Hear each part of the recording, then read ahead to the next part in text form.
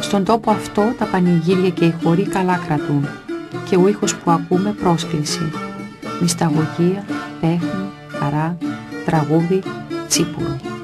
Ίσως γι' αυτό και ο πιο ζεστός και ανθρώπινος θεός, ο θεός της ζωής και του έρωτα, ο Διόνυσος, βρήκε σε τούτα εδώ τα μέρη τόπο ιδανικό να κατοικήσει. Οι άνθρωποι σε αυτή τη γωνιά της γης ξέρουν να γεύονται κάθε καρπό, όχι μόνο της μάνας γης, αλλά της ίδιας της ζωής.